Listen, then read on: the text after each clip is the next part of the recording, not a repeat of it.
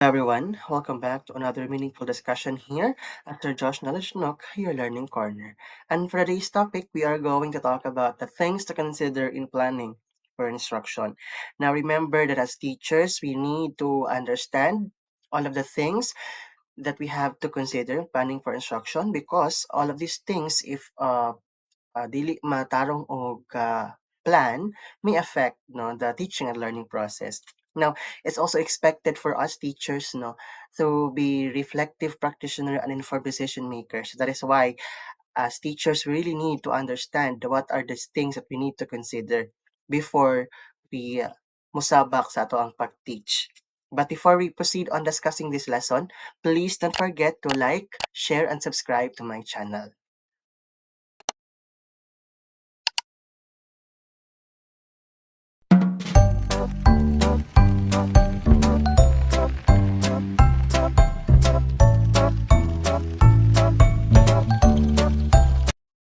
Now remember that when we talk about instructional planning, especially that if you are a beginning teacher, we cannot really do it in just one sitting. Talk about one sitting like after 30 minutes or 1 hour of planning, especially if you're a beginning teacher, murag dili na siya kaya.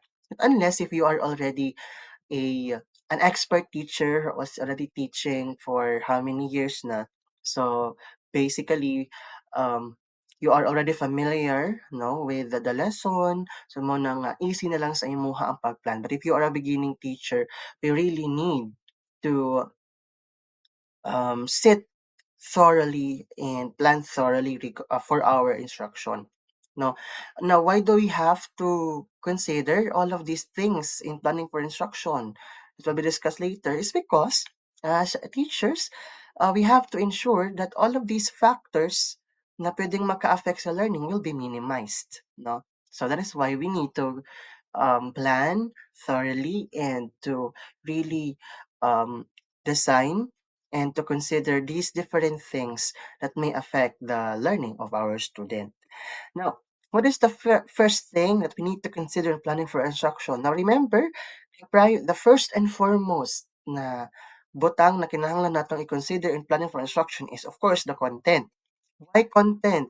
Why is it important for teachers to know what to teach? Because basically, if dili kahibaw si teacher sa iyang itudlo, then unsa man yung pag-prepare ang iyahang lesson, 'di ba? Kasi before we can prepare a lesson plan naman talaga, we always need to we always need to decide, or first and foremost na we need to do is to decide what to teach, 'di ba? Now, so may laing reason why we need to consider the content. It's because if you already know the content that you are going to teach, no? So you as a teacher may already effectively decide, no, the methods, approaches, no, or the educational theories that you're going to apply for you to be able to teach that content. Okay? So, dira nimo masulod ang imong maka-create og mga interesting teaching tactics, activities, no, para sa imong mga students if you know already your content. Now, another reason why we have to understand the content is for us to be able to identify what type of knowledge is focused on that content. Okay? Because in different topics, na siya yung mga different kinds of knowledge na atong itudlo sa mga bata. And basically, if we're going to talk about social studies, it is composed of two types of knowledge. So we have declarative and procedural knowledge. So unsa man yung declarative and procedural knowledge? So declarative knowledge is more on information, facts, and concepts. So yeah, more on information lang siya, si declarative knowledge. Meanwhile, if you're going to talk about naman procedural knowledge, it is more of teaching our student how to do something, especially in the form of skills. Okay? So siguro para mas ma-understand nato ni kaning mga different types of knowledge, I will going to give an example. For example, if you're going to teach Philippine Revolution during the colonialism here in the Philippines during the Spaniards time. So all of those facts, all of those information yung mong ihatag sa mga students, that is an example of a declarative knowledge. Because again, This is only more on concepts, more on information. But if you're going to teach your student naman how to read a map, how to locate a specific country using absolute and relative location, that is now a procedural knowledge because you are teaching your student how to do reading a map. And usually, reading a map is also a skill. So that's the difference between the two, the declarative knowledge and procedural knowledge. Now, another question will emerge nga, ano kinahanglan man natong i-distinguish whether declarative knowledge ang focus sa content or procedural knowledge. Now, remember, it will help the teacher to determine on how to present the content in a more organized manner. Because if the content is more of declarative knowledge, then we can determine if unsa unang dato siya pag-present using mga different strategies. Because if we're going to teach kasi declarative and procedural knowledge, all of these two knowledge can be presented in different ways. Okay? For example, if you're going to teach declarative knowledge, so you may use graphic organizer and data retrieval chart for you to be able to present the information with organization, di ba? Organizedly. Meanwhile, if you're going naman to teach procedural knowledge, probably you can also use task analysis and problem solving. Or basically, if you are teaching elementary, probably you may use demonstration. No ba? Especially if you're going to teach a student how to read a map. No? So it's a skill. So that is why we really have to demonstrate it to our students. So as you can see, may pagkakaiba. So yung approaches in teaching these different types of knowledge is nagkakaiba. So that is why there's an importance for us to be able to distinguish what type of knowledge is being focused on that specific content. So yeah, now let's proceed naman sa objectives. So what are instructional objectives? So basically, you talk about objective, no? It's just a specific statement of a learning outcome wherein we are trying to describe what we want our students to do and how we'll know if they are already there. So I know naman that you already know what is objective, no? These are a statement na kung ano yung gustong o kung sa itong ganahan nga ma-learn or makuha sa mga bata after that instruction. Now, it's also important for us to um, differentiate standards at competencies because sometimes marag maglibog tanong nga usahay murag pareha na sila pero actually they are not. Talk about standards, these are more general outcome statements that can be achieved in weeks, quarter, or years. Basically, standards is general outcomes or broad siya in nature na dili nimo siya makuha in just one teaching, in just a day. Okay? So, pero unsa man po tawag sa objectives nga ang puwedeng ma-achieve in just a short period. So that's what we call competency. This is a more specific na outcome statements na can be achieved in just a short period or probably in a day or week. So competency, since it can be achieved in just a short period, for example, in just a day, so we use competencies for us to be able to attain or to achieve the standards. 'Di ba? Kaya since standard is man siya, broad man siya, general man siya, so meaning dili siya makaya na ma-achieve sa mga student in just a day. So probably standard is whole quarter or whole year. Now, how can we achieve these standards? Again, by using competencies, by atong itagi-tagi ang kaning mga general na mga statements into gagmay-gagmay through competencies or through learning objectives. Okay? So muna siya. Next is, of course, classroom environment. So we have to always make sure that the students learn in a positive and classroom environment because if dili positive ang inyong classroom environment, then that environment will not be conducive for learning. 'Di ba? Yes, and how can we make a positive classroom environment? Of course, first by welcoming and stimulating classroom. So as teachers, we really have to be welcoming to our student, no? That even if daghang problema sa kalibutan, mura pag imo gihapon i-welcome ang mga student na sulod sa classroom, di ba? Because in that way, they can also be kanang ma-influence pod ang ilahang emotion, di ba? Na mosulod sa klase nga ready po sila to learn, 'di ba? Another is healthy social environment. So of course, talk about healthy social environment, this is um, as teacher, no, our role to create an activity or create an avenue for our students to interact with one another without discrimination. Okay? Because especially since, for example, if you are an elementary teacher, you really have to create a healthy social environment in such a way na murag safe space ang imong classroom for differences, no? Because mga elementary na mga students, 'di ba, usually they are hilig og sungog-sungog na the reason why na murag ma-degrade ang usa ka bata nga di na ganahan mosulod. So muna as teacher, it's also a challenge for us to be able to design a classroom environment that is healthy, no, for social interaction. Next is positive emotional environment. So of course, sa aside from creating, no, an interaction to our students, we also have to make sure that your classroom is a safe space to for every students to voice out na their opinions or their emotions. Okay? So, kana bang di nimo i-tolerate ang mga pag-down sa ubang mga students sa usa ka student because again, this may affect, no, the learning of a student. And remember, 'di ba, ang famous tagline sa DepEd that no child left behind. And if imo ni siyang ma ma kalimtan ni nga thing na imo i-consider pa rin for instruction, then probably there will be the student na ma-left behind. So muna siya. That we have to consider the classroom environment.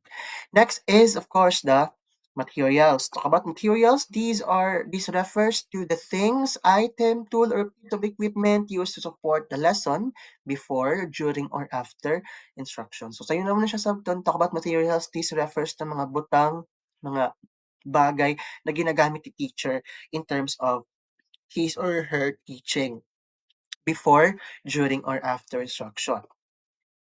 So why do we have to consider the use of instructional materials? Because of these reasons. So first, we should always make sure materials are ready to use and located nearby before beginning the instruction. So as teachers, before ta mag-design sa to ang activities, we make sure that all of the materials that we need are just can be located or accessible lang within the school. 'Di ba sin if magamit-gamit ka dirag projector, nagamit kag PowerPoint presentation pero sa inyong school is wala day may TV screens, wala day may projector, 'di ba? So, muna siya na as teachers we have to know the materials that we are going to use, especially those materials that are accessible to us.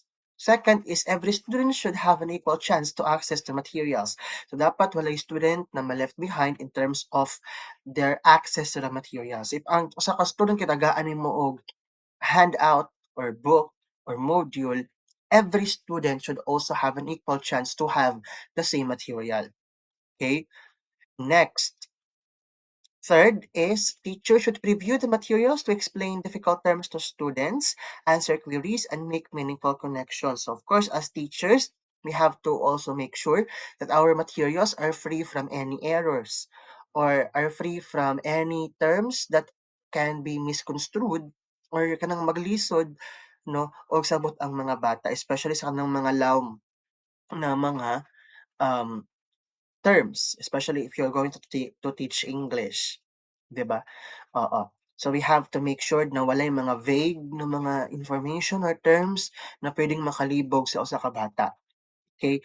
And number four, material should be age appropriate, culturally responsive, and gender sensitive. So remember that we also have to constantly check our materials nga dapat appropriate siya para sa edad sa mga students, na it does not discriminate other culture, and that it is also gender sensitive. Because mo man ni ang mga things, no, nga na issue, especially during the pandemic, katong mga modules nga dili gender sensitive, especially especially katong mga toys for boys, toys for girls. So, mga inana na mga factors. So that is why we have to consider our materials in planning for instruction.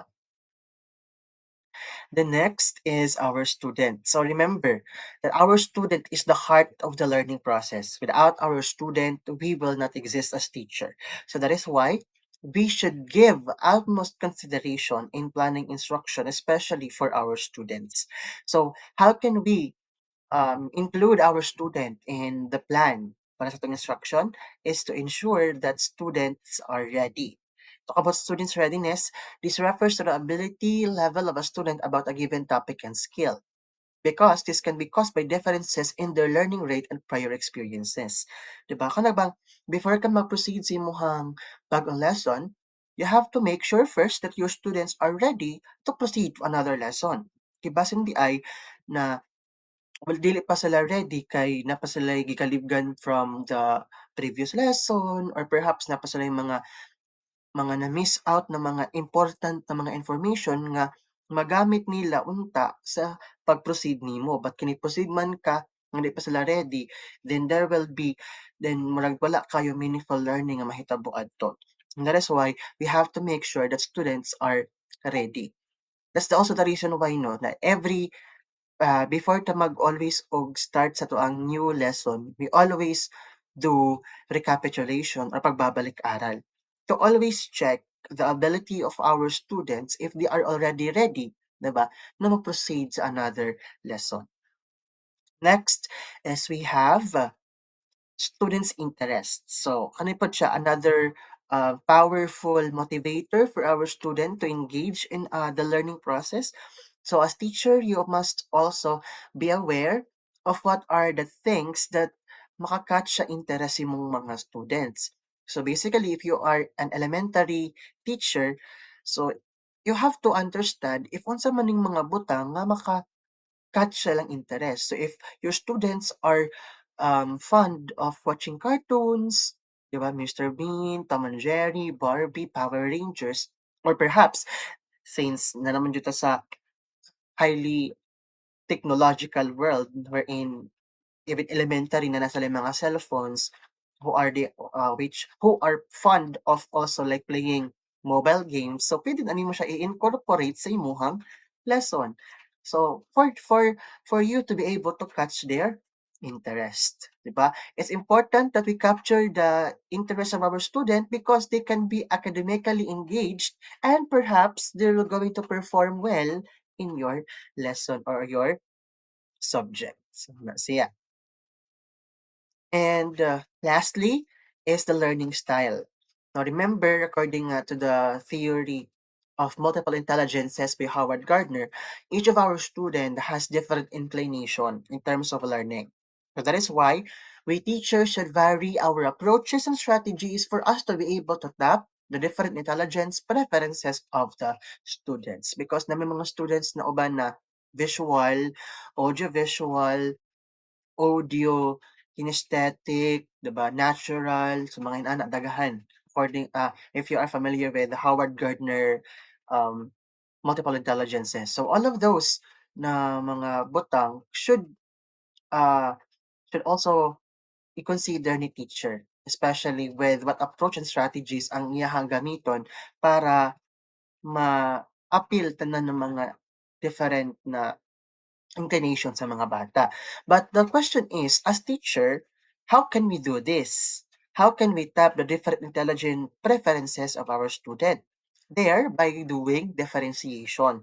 Talk about differentiation, this is a deliberate pedagogical strategy by which teachers create conditions in which the curriculum is made accessible to individual students which are appropriate to their needs, allowing them to function to their fullest potential.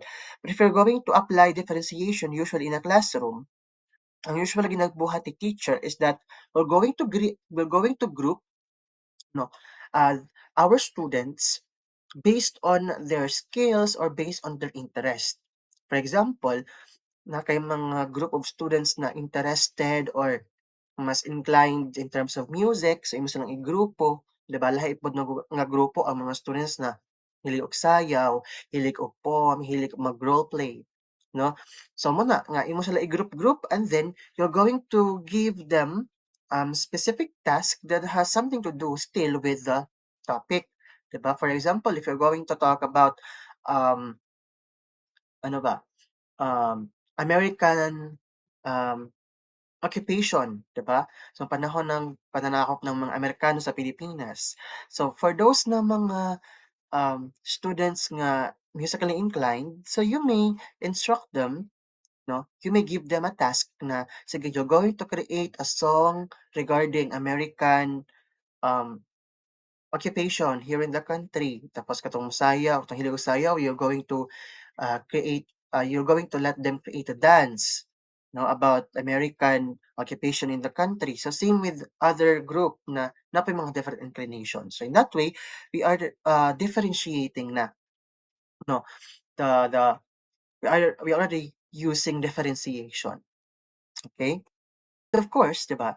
We should also not forget ourselves as teacher to consider sa pagplano ng instruction because we are the leader, no, sa teaching and learning process, and we have to take into account our own knowledge para ma-ensure nato nga effective ang instruction, no? And and we have this guiding principle according to Mishra and Kohler that our knowledge is comprised kuno of three components. So basically, Mishra and Kohler is responsible for the TPAC. Okay?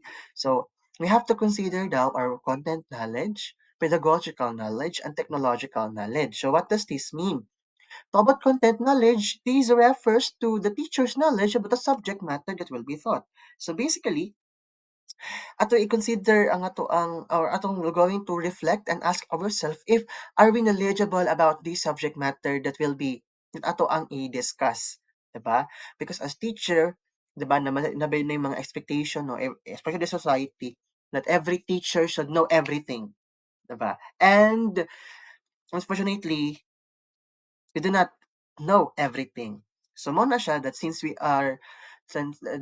our knowledge is also limited in terms of content, na we it's also a thing that we need to consider to also learn, no, those topic na dili kaayo nato familiar. So mo na siya nga it's a thing that we need to consider, no, our knowledge about a subject matter nga itong itudlo, because how can you teach something na dili nimo kahibaw or dili ka kahibaw.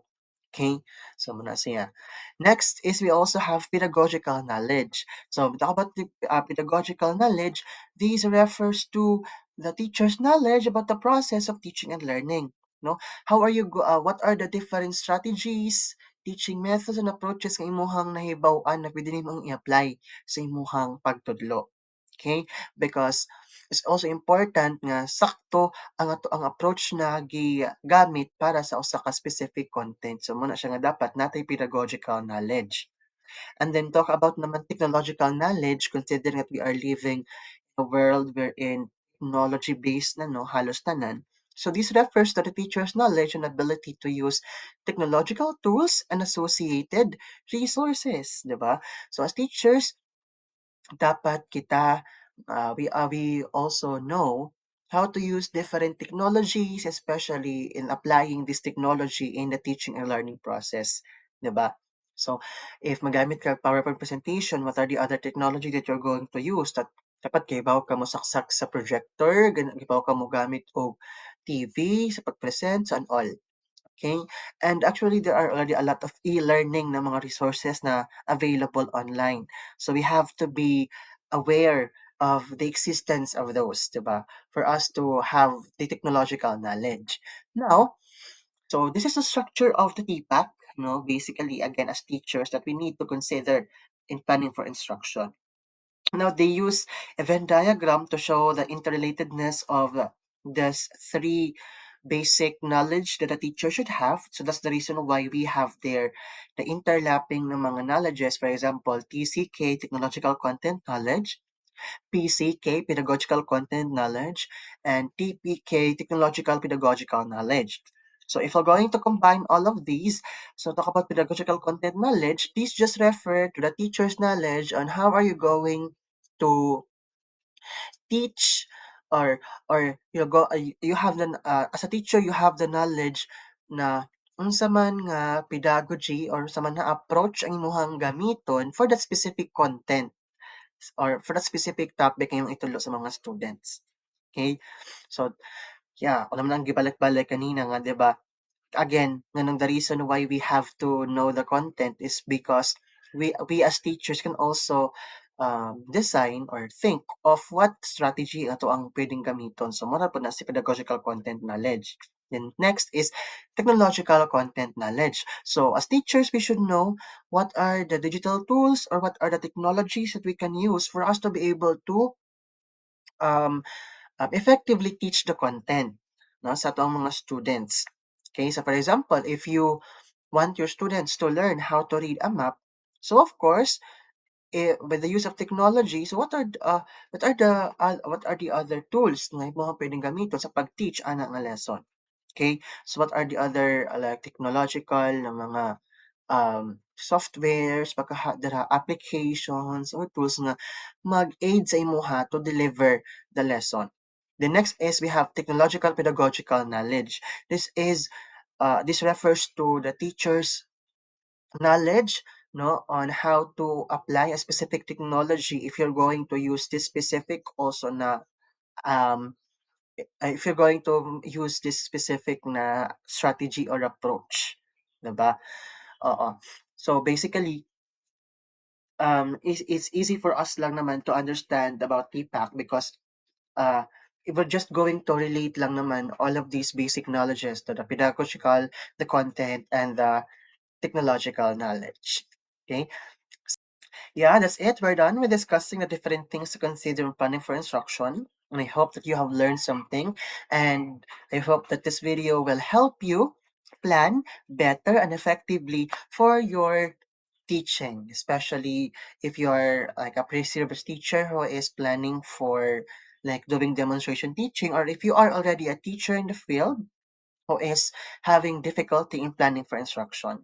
And thank you also for your undying support for my channel. And I hope that this channel will really give you the ideas and knowledge that you needed in terms of education. And if you have any questions, clarifications, or even suggestions sa mga pwede natong button sa itong YouTube channel, please don't hesitate to leave a comment down below. Once again, this has been Sir Josh Knowledge Nook, your learning corner, saying goodbye and happy learning.